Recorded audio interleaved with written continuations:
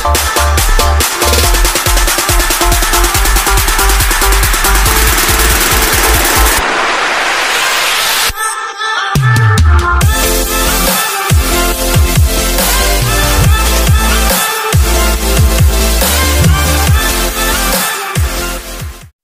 mga ka-SF, mga kaibon, nandito tayo ngayon sa loft.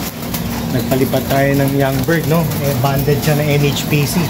Siguro na around ano na, may almost 30 minutes na rin siyang nawawala. Unang lipad. Hindi naman unang lipad. Ay hindi, unang ranging niya, pero nakakawala na yun dito. Pero sana, no, bumalik. Hintayin natin, tsaka sana ma-recognize na yung sipon natin mga ka-SF. Okay, so update ako pagka nandito na. Alright, medyo kinakabahan ako. Kasi ngayon lang tayo nagpalipad ng Young, pero ilan-ilan na lang meron tayong palabas. Pero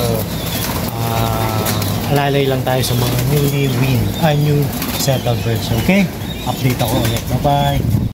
Okay mga ka-SF, nakita ko na siya. Nandito lang sa area, no? Pero sana ma-recognize yung sipon natin. Hindi kasi ako gano'ng makaakyat dito dahil mahirap na, baka madulas tayo. Anyway, dito lang yan. Mamaya magpapalabas ako ng ibon para magkaroon tayo ng marker. Okay, nakakatuwa kasi lahi pa rin siya ng maya natin, bali apo siya. So yung instinct talaga ng Vicente, yung Vicente may Fuji Cross natin, magaling na honing nila kahit unang lipad. Sana nandito lang. Kanina kasi habang nagpapatuka ako, nakita ko siya umiikot. Yung pag-akyat ko siguro nag-type. Wala pa. So wapapa lang ako mga ka-SF, mga ka-ibon. Medyo mainit, nagre-refill ako ng tubig. Mga ka-SF, nagpakawala tayo ng tatlong dropper. Si 6210, si Maya Princesa, tapos si Bunso White, si Bunso natin. Okay, si 62 ayaw sa labas kasi kakakain lang. Anyway, importante meron tayong dropper. Update ko kayo pag nakabalik kasi kailangan ko na rin umalis, and then pagka nakabalik siya, i-continue natin ating vlog. Okay, so sa ngayon halos 45 minutes na siyang wala dito sa loft, and I hope, no, sana makabalik. Alright, update ako ulit mga ka-SF. One day later. Ayun na siya mga ka-ibon, mga ka-SF. Nakakatuwa talaga tong ibon na to.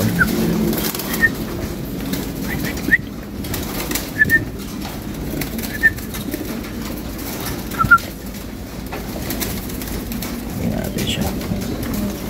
Ayan, oh, yan yung NHPC natin. Intact yan. Alright. Yun na nga mga ka-SF, mga ibon, good morning ulit. Ito, nagbabalik, continuation ng ating video kahapon. So kahapon nga, naglilipad siya, hindi ko alam kung saan nagpunta. So punta ngayon tayo ng maaga para ma-check, no, kung dumating yung ibon natin. So overnight lang naman siya sa labas. Bali, apo to ni Maya 54 sa side ng dam. Tapos ang tatay, bali, ang tatay lolo ni 6210, bali tsahin ni 6210. Okay, wait lang. Kaya mga Maya line kasi mga small to close to medium size sila, pero mga ano sila, mga pusuhin ng katawan.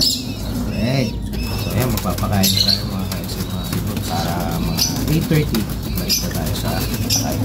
Okay, so yun lang mga kaisa, mga ibon, update dito. So far nakaka 2 heads na tayo ng Young Bird na napapalipad dito. Pero yung dalawang banded pa na NHPC, pinag-iisipan ko pa kung i-entry ko sila itong darating na linggo sa RMC, kasi last day na ng entry ng RMC. So tingnan natin, mamaya papakita ko yung entry natin, yung possible na entry natin, anak ni 6210 tsaka buong kapatid ni 6210. Okay, so update ako ulit. Yan, dito Orlan, ito yung white top, tapos yung blue bar na may bulutong nung nakaraan. Pakita ko. Pero yung brown, itong dalawa, hindi ko pa pinakakawalan. Alright. Tapos yung dalawang brown na aksidente na nakawala dito sa ating bilaran. Na fly away. Hindi ko alam kung nasaan na. Ayan. Ito, ayan. Tandaan mo yung ginamot natin yung ginamot mo, tapos pinalakas ko. Ito, siya yung lumipad nung nakawala. Nag-overnight din sa labas, 3 days ata bago nakabalik. Unang lipad niya. Ayan, so sila pa lang nasa labas. Okay, Tito Orlan, thank you ulit dito. So soon, itong dalawang pula ang palalabasin natin para meron tayong mailipad itong darating na south. Basta kakayanin ng schedule ko. Ayun na nga mga ka-SF, mga ka-ibon, pinalilipad ko na si 6210, si Bunso, tsaka si May Prinsesa. Subukan natin maihabol itong darating na North Training. So far nakaka 75 kilometers na sila yung club. So pumapalo ng gapan na yan, mga Nueva Ecija, Kabanatuan. So hahabol tayo. Okay, subukan natin itos agad ng 100 kilometers. Alright.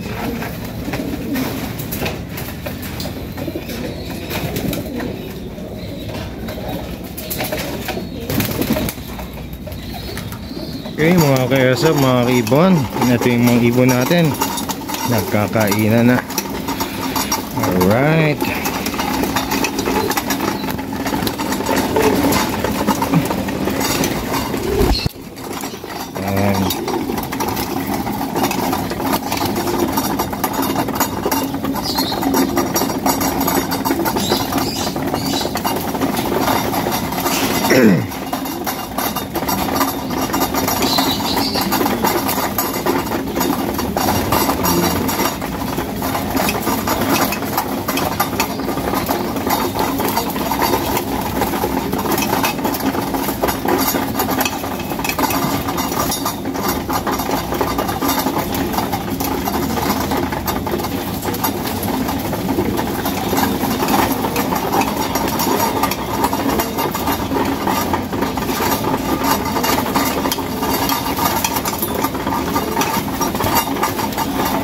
Another 1 week siguro, pagdating ng Sunday pwede na natin isabay sila Maya Prinsesa 6210 tsaka si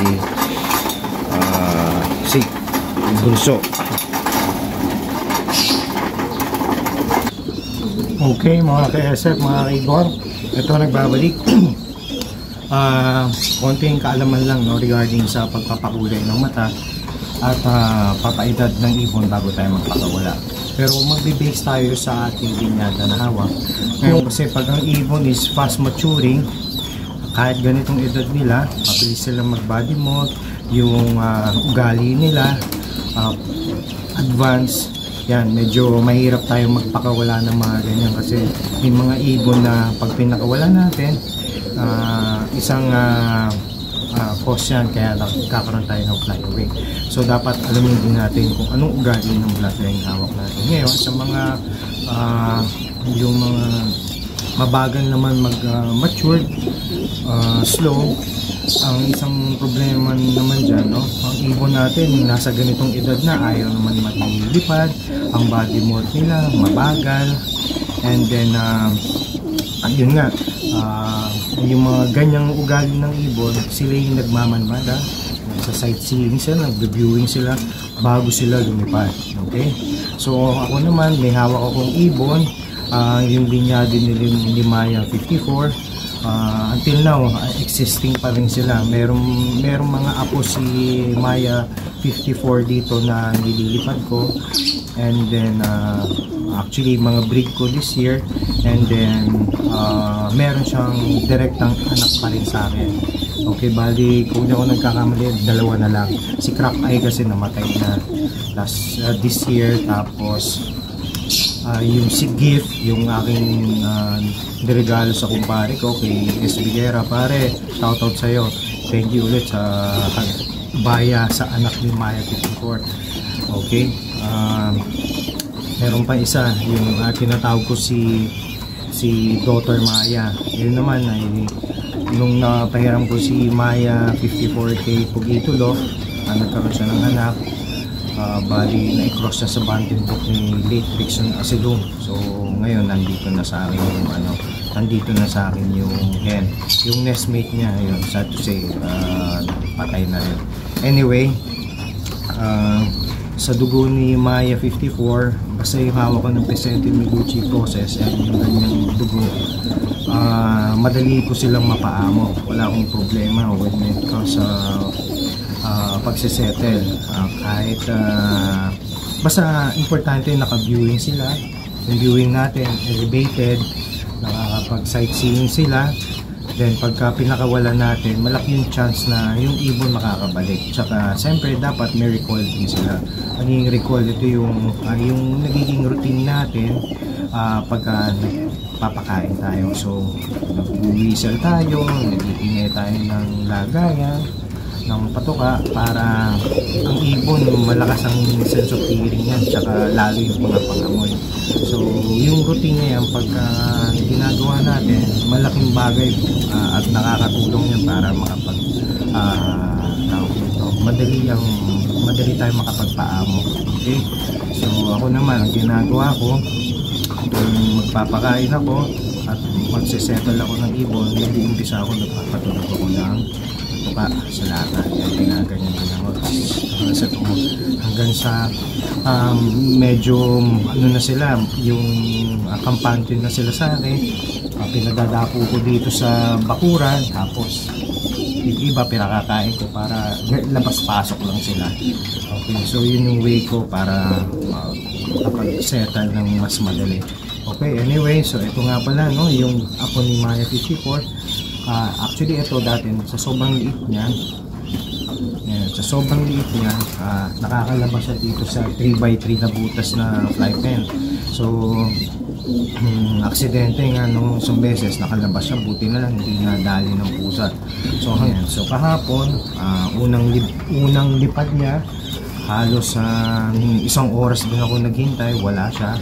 So kaya nga maaga ako nagpunta dito para masilip yung ibon kung nandito na. So thankful din, no? Swerte pa rin at dumating yung ibon natin. Okay, yan. So yan ang bali, isa sa mga kulay ng dugo ng ibon ko is dark check, or ang pattern niya velvet. Yan. Okay, so banded siya na NHPC. So yun nga, back to our topic, yung pagpapakulay ng mata. Napaka-importante niyan para sa mga young birds. So bago tayo magpakawala, from mag-win to hanggang makapag-settle tayo, napaka-importante ang ibon natin nasa viewing area. Kasi dyan nila makikita yung surroundings nila, nakakapag-view sila, labas-pasok lang sila sa trap. Basta importante yung trap natin, yung pwede sila maka-access, labas-pasok, ray or shine yan.